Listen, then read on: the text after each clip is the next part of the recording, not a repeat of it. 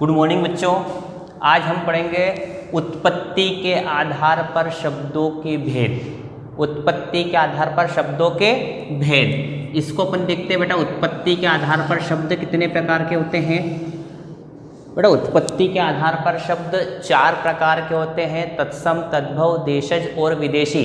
इन शब्दों के अतिरिक्त एक शब्द का निर्माण और हो गया है जिसे बोलते हैं बेटा अपन संकर शब्द। देखें, तत्सम शब्द, तद्भव शब्द, देशज शब्द, विदेशी,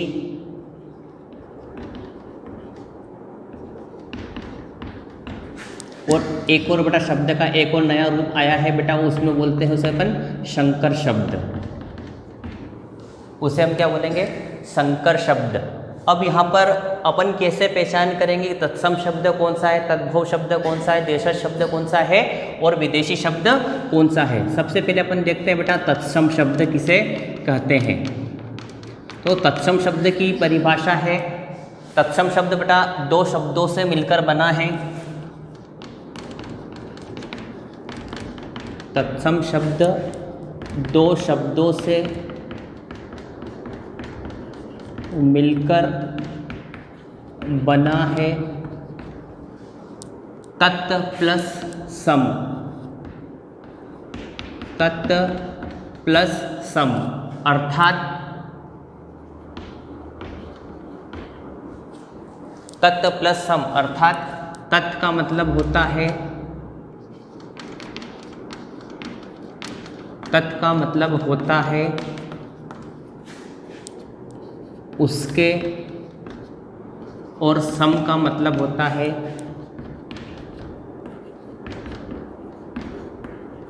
सम का मतलब होता है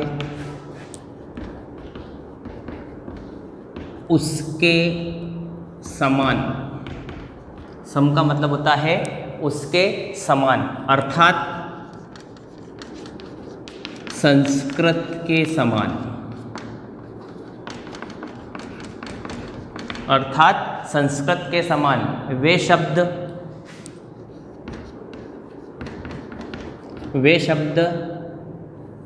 जो संस्कृत से, वे शब्द जो संस्कृत से निर्मित होकर, वे शब्द जो संस्कृत से निर्मित होकर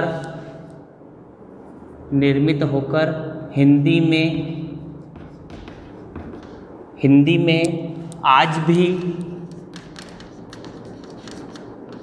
ज्यों के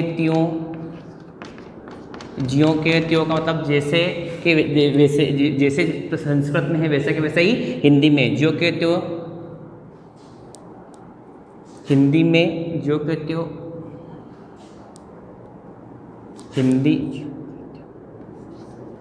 हिंदी में प्रचलित हैं।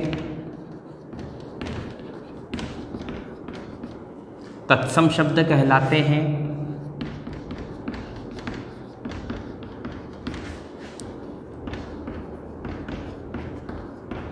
तत्सम शब्द कहलाते हैं जैसे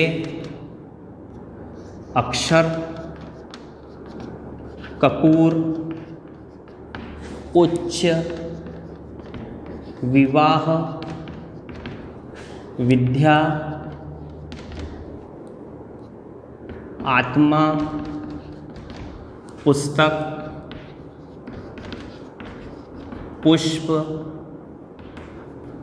इत्यादि। मतलब बेटा अक्षर, कपूर, उच्च, विवाह, विद्या, आत्मा, पुस्तक, पुष्प इत्यादि ऐसे शब्द हैं जो आज भी हिंदी में भी वही है और संस्कृत में भी वही है। ऐसे शब्द कहलाते हैं बेटा तत्सम शब्द कहलाते हैं। अब बेटा हम समझेंगे तद्भव शब्द को। बेटा अब हम समझेंगे तद्भव शब्द। तद्भव शब्द किसे कहते हैं? तद्भव शब्द का अर्थ होता है,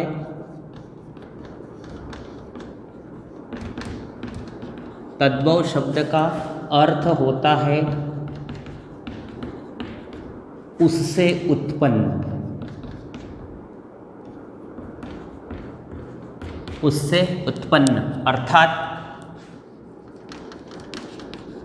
ऐसे शब्दों की उत्पत्ति, ऐसे शब्दों की उत्पत्ति संस्कृत से हुई, ऐसे शब्दों की उत्पत्ति संस्कृत से हुई, किंतु संस्कृत से पाली, संस्कृत से पाली, पाली से प्राकृत, संस्कृत, ऐसे शब्दों की उत्पत्ति संस्कृत से हुई किंतु संस्कृत से पाली से प्राकृत, प्राकृत से अपभ्रंश और अपभ्रंश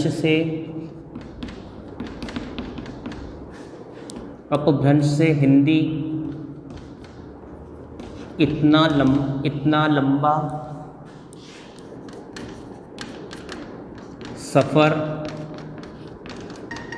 तय करते हुए इनके रूप में परिवर्तन हो गया है। ये परिवर्तित रूप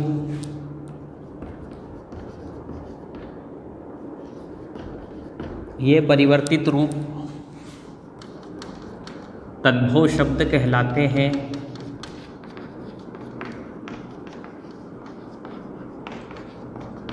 ये परिवर्तित रूप शब्द तद्भव शब्द कहलाते हैं। जैसे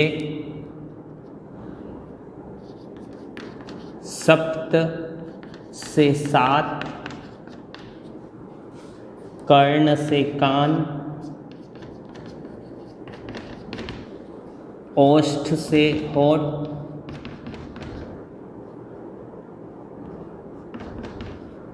ओष्ठ से ओठ, कंकण से कंगन, दिवस से दिन,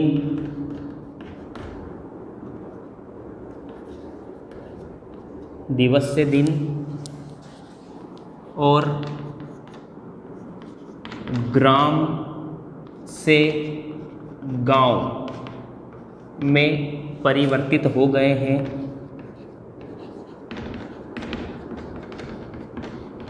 मतलब अपन देख रहे हैं बेटा, ये जो संस्कृत है, संस्कृत में सप्त से सात, कर्ण से कान, ओष्ठ से होठ, कंकण से कंगन, दिवस से दिन, ग्राम से गांव, मतलब ये शब्द संस्कृत से थे।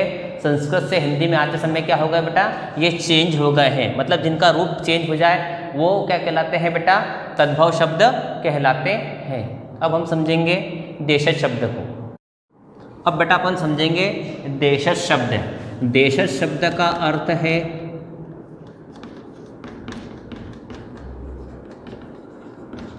देशज शब्द का अर्थ है देश के भाषाओं की शब्दावली। देशज शब्द का अर्थ है देश की भाषाओं की शब्दावली, अर्थात वे शब्द जो न तो संस्कृत से लिए गए हैं, वे शब्द जो न तो संस्कृत से लिए गए हैं और न विदेशी भाषाओं से लिए गए हैं, विदेशी भाषाओं से लिए गए हैं, अपितु देश की विभिन्न भाषाओं, देश की विभिन्न भाषाओं और क्षेत्रीय बोलियों से निर्मित होते हैं। क्षेत्रीय बोलियों से निर्मित होते हैं। देशज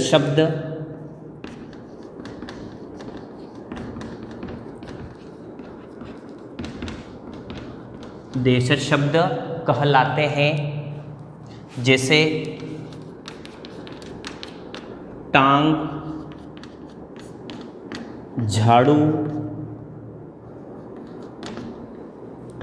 झाड़ू, डिबिया, मक्का, कपास, पेट इत्यादि। मतलब ये जो शब्द देख रहे हैं ये न तो संस्कृत से लिए गए हैं और न विदेशी भाषाओं से लिए गए हैं, बल्कि हमारे देश में अलग अलग प्रकार की जो भाषा बोली जाती है और फिर भाषा का छोटा रूप क्या कहलाता है, बोली, जो कि क्या है किसी क्षेत्र विशेष में बोली जाती है। जैसे हमारा क्षेत्र जो है मालवा के अंतर्गत आता है। यहाँ पे हम स्पेशल रूप से देखते हैं मालवी, निमाड़ी, बघेली, इस प्रकार की जो है बोली बोली जाती है। तो यहाँ पर क्या होता है, ये हमारे देश के शब्द है, आसपास की बोलियों से निर्मित है, इसलिए अपन इसको क्या बोलते हैं, ये देशज शब्द के अंतर्गत आते हैं। अब हम समझेंगे बेटा विदेशी शब्द या फिर आगत शब्द। बेटा अब हम समझेंगे विदेशी शब्द। विदेशी शब्द को आगत शब्द भी कहते हैं। विदेशी शब्द को आगत शब्द भी कहते हैं। वे शब्द जो अरबी, फारसी, अंग्रेजी, डच, पुर्तगाली,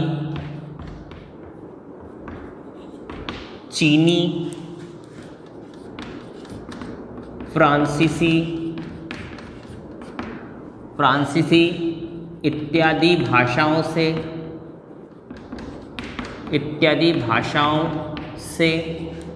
हिंदी में आज भी प्रचलित है या हिंदी में आए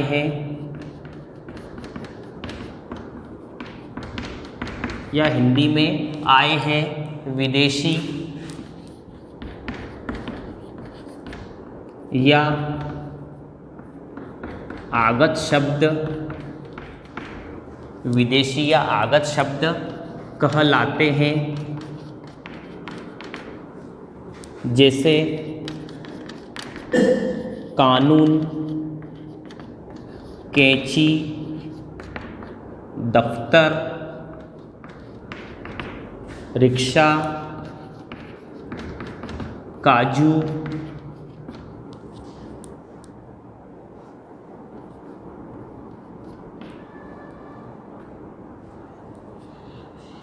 खून, डस्टर इत्यादि।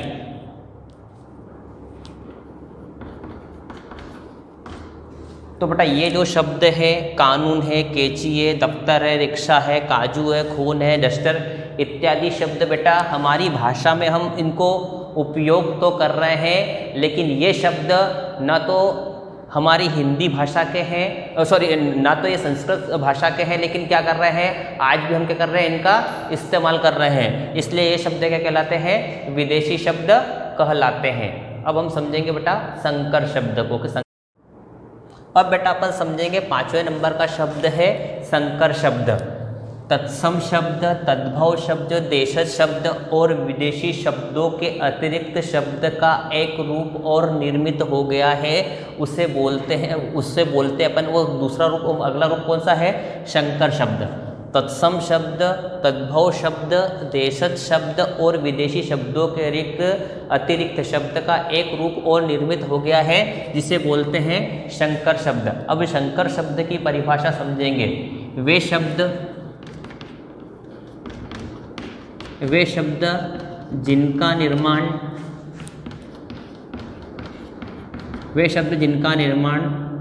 दो भाषाओं से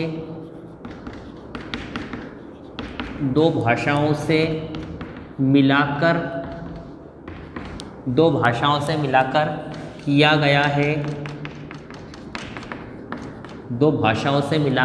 गया है संकर शब्द कहलाते हैं।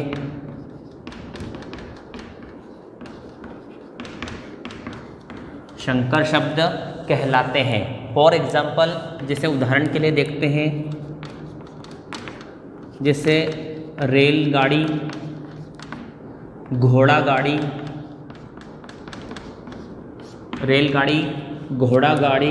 ऑपरेशन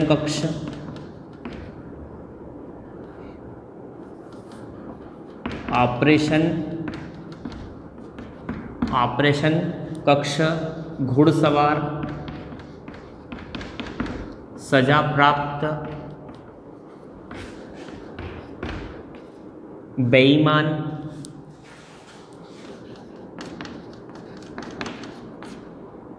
बेलगाम इत्यादि। मतलब यहाँ पर अपन देख रहे हैं रेल शब्द अलग है और गाड़ी शब्द अलग है, घोड़ा शब्द अलग है, गाड़ी शब्द अलग है,